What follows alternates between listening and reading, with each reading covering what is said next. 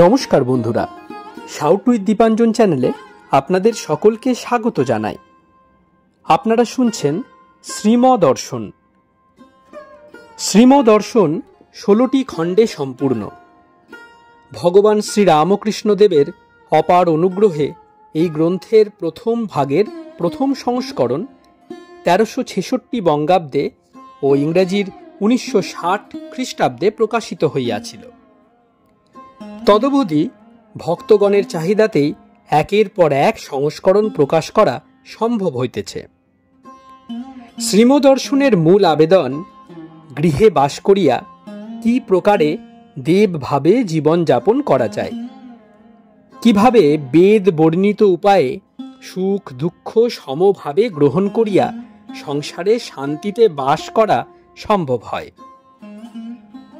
এই পুস্তকে আছে পরমহংসদেবের ও মায়ের কিছু নূতন কথা, আর স্বামীজি প্রমুখ অন্তরঙ্গ সন্তানদের কথা, আর আছে কথামৃতকার দ্বারা কথামৃতর ব্যাখ্যা এবং শ্রীরামকৃষ্ণ জীবনালোকে উপনিষদ, গীতা, ভাগবত, পুরাণ, বাইবেল আদি শাস্ত্রের আলোচনা।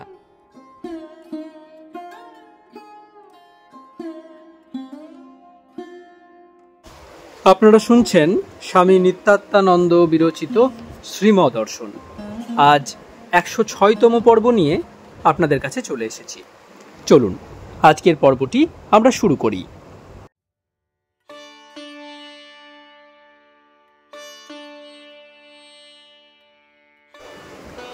দ্বিতলের পশ্চিমের ঘরে আসর জমিয়াছে।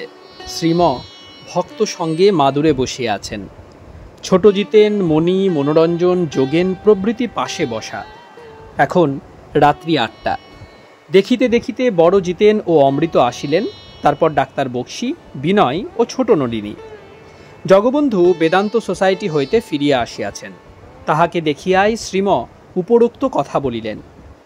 শ্রীম ডাক্তারের প্রতি, আপনারা গেছিলেন কি মিটিংয়ে গতকাল? কি কথা হলো? ডাক্তার, কাশিমবাজারের মহারাজা মনীন্দ্র নন্দীর পৌরোহিত্যে সভা হয়েছিল। রাঁচির ব্রহ্মচর্য বিদ্যালয়ের বাৎসরিক অধিবেশন। শিক্ষা সম্বন্ধে নানারূপ আলোচনা হয়। শিক্ষা ধর্মমূলক হওয়া চাই, আত্মজ্ঞানের ভিত্তির উপর লৌকিক শিক্ষা দিতে হবে, তাহলে চরিত্র সুগঠিত হবে।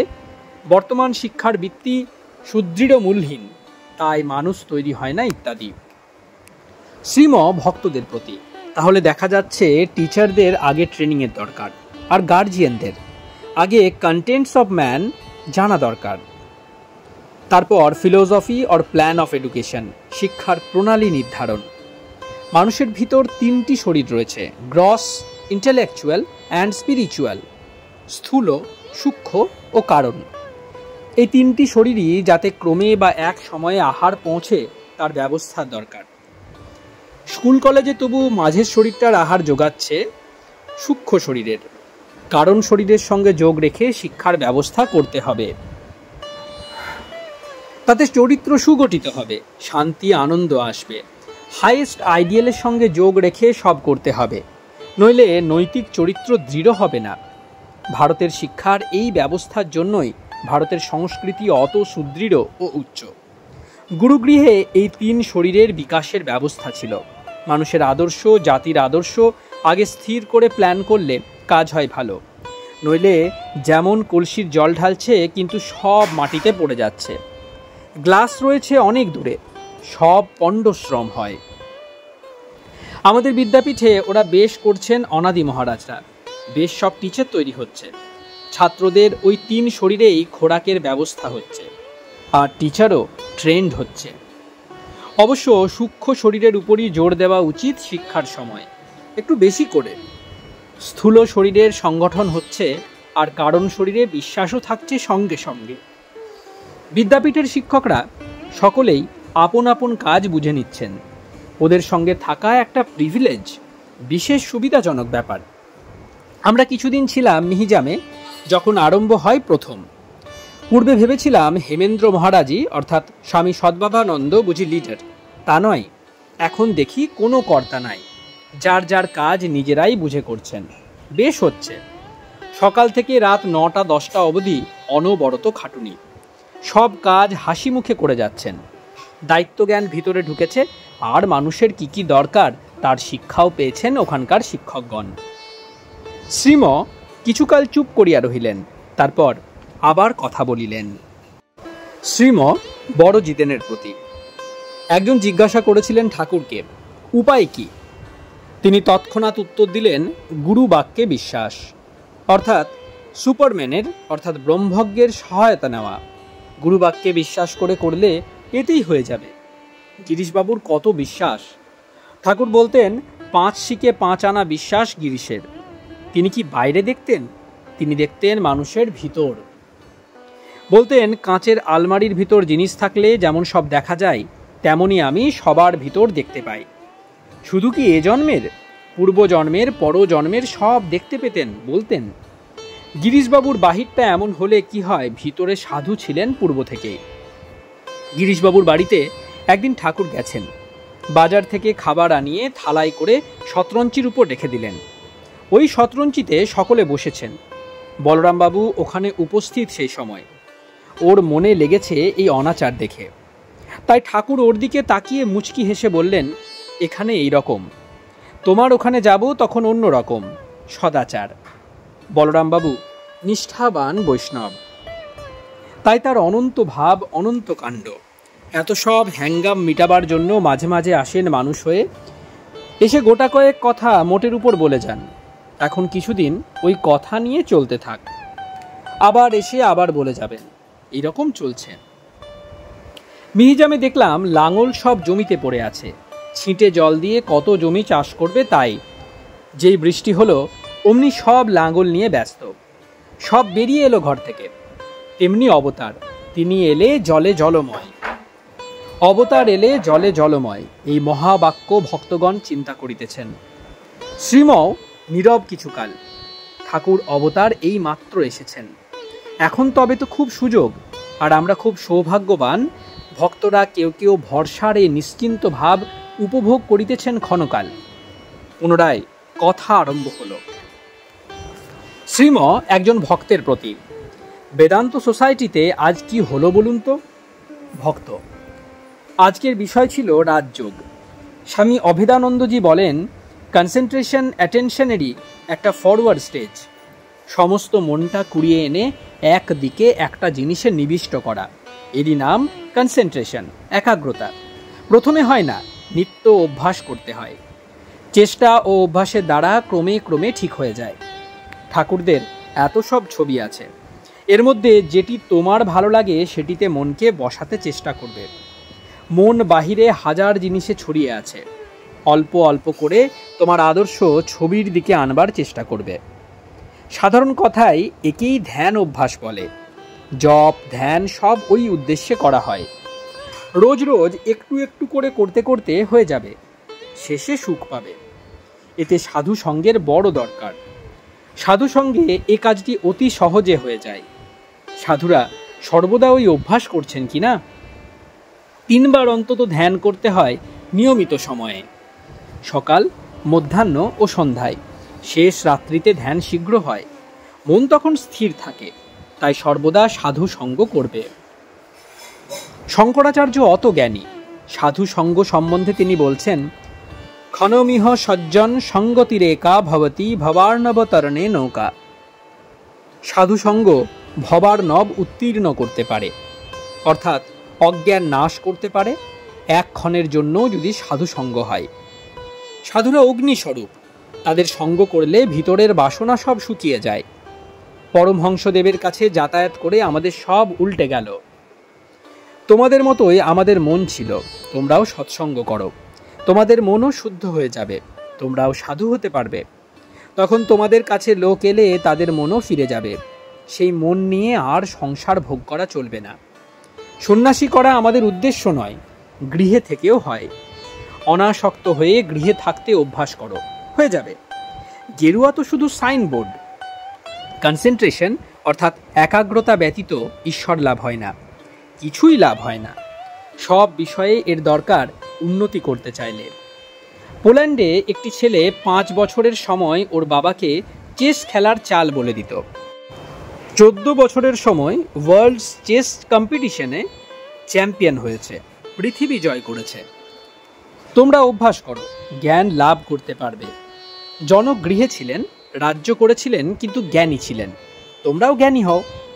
মর্টন স্কুল, কলিকাতা, 26শে সেপ্টেম্বর 1923 খ্রিস্টাব্দ, 9ই আশ্বিন 1330 সাল, বুধবার। তৃতীয় অধ্যায়, যে বিপদে পড়ে নাই সে শিশু। 1। মর্টন স্কুল। শ্রীম দোতলার পশ্চিমের হল ঘরে বসিয়া আছেন। পাশে ছোট জিতেন, বিনয়, মণি, নলিনী ও যোগেন উপবিষ্ট। একটি ভক্ত বেলা 3টার সময় বেলুড় মঠে যান শ্রীমর ইচ্ছায়। সেখানে হইতে কলিকাতা ইউনিভার্সিটি ইনস্টিটিউটে যান। স্বামী অভেদানন্দ সেখানে বক্তৃতা দেন। শ্রীম মঠের কথা সব শুনিলেন। এখন রাত্রি 9টা।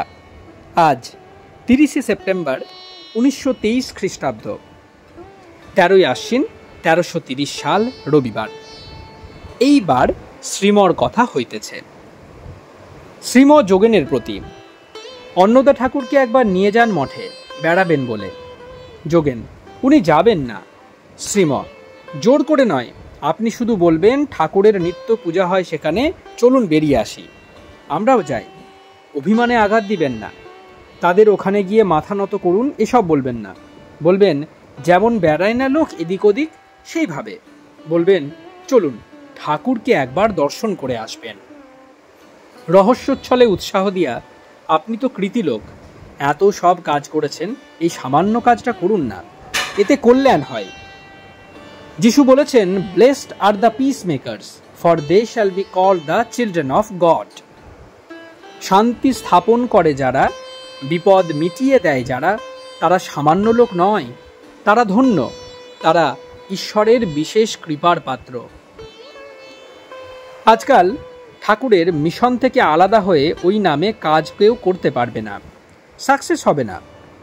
অমুক অত বড় লোক, তিনি শেষে মঠের মতে মত করেছেন, তবে কাজ হচ্ছে। অন্নদা ঠাকুর দক্ষিণেশ্বরের শ্রীরামকৃষ্ণ সংঘের প্রতিষ্ঠাতা। কিছুদিন পূর্বে তিনি শ্রীমর নিকট আসিয়াছিলেন। তখন শ্রীম ঠাকুরের কথামৃত কিয়ৎ পরিমাণে তাহাকে পরিবেশন করিয়াছিলেন, আর খুব আদর যত্ন প্রকাশ করিয়াছিলেন। স্ত্রীলোক নিয়ে সাধন খুব বিপজ্জনক, ঠাকুরের এইসব মহাবাণীর আলোচনা হইয়াছিল সেদিন। ডাক্তার বক্সি ও অ্যাটর্নি বীরেন প্রবেশ করিলেন। বীরেনের সঙ্গে পুরীর কথা হইতেছে। বীরেন পুরী যাইবেন। শ্রীম: আমার ইচ্ছে হচ্ছে পুরী যাই, কতদিন থেকেই পুরী পুরী করছে মনটা, এখন জগন্নাথ নিয়ে গেলে হয়। এবার ঠাকুরের নামে নানা প্রতিষ্ঠানের কথা উঠিল। ভক্তরা কেউ কেউ বেশ উৎসাহে যোগদান করিতেছেন ওই কথায়।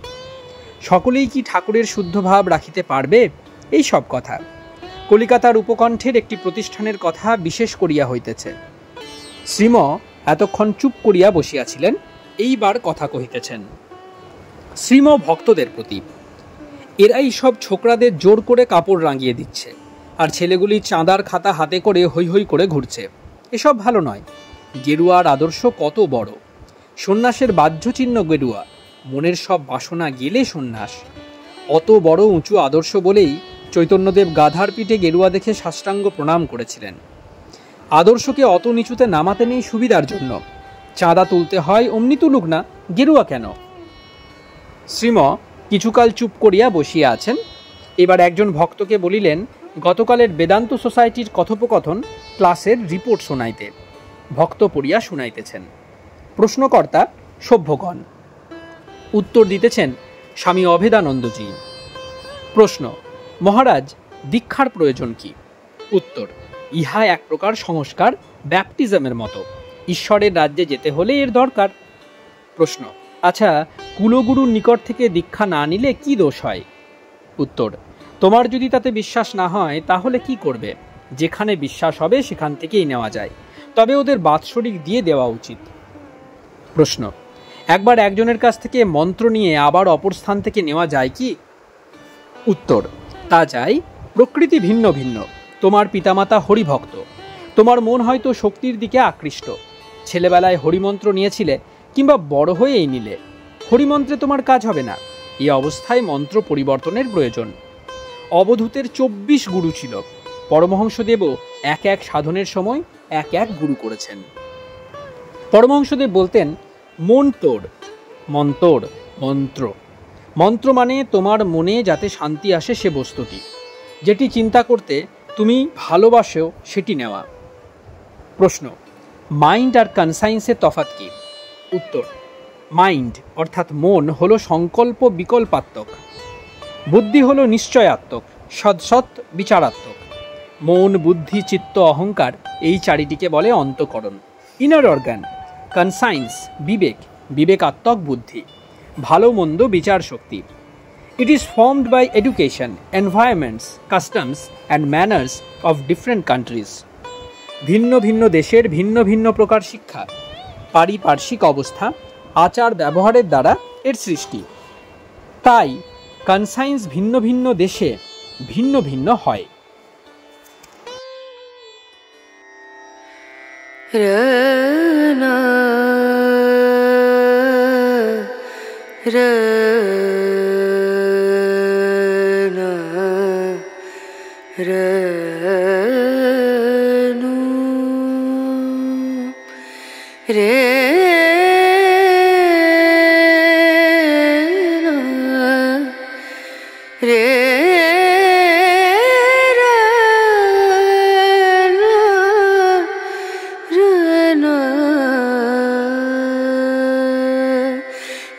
नजरिया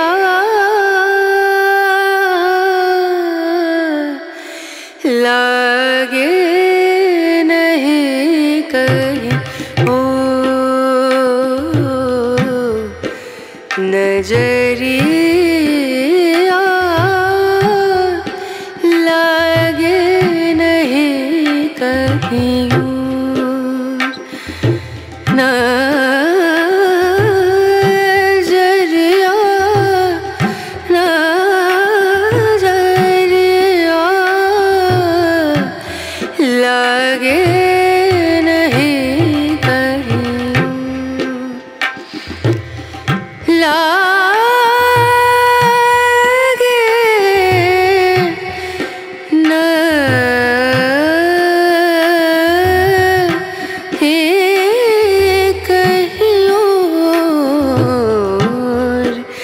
नजरिया लागे नहीं कहीं ओ नजरिया लागे नहीं कहीं नजरिया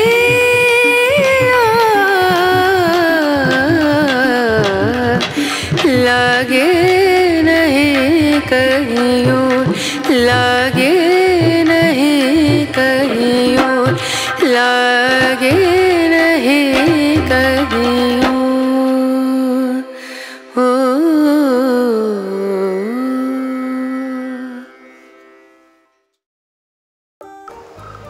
আপনারা শুনছিলেন স্বামী নিত্যাত্মানন্দ বিরচিত শ্রীমদর্শন।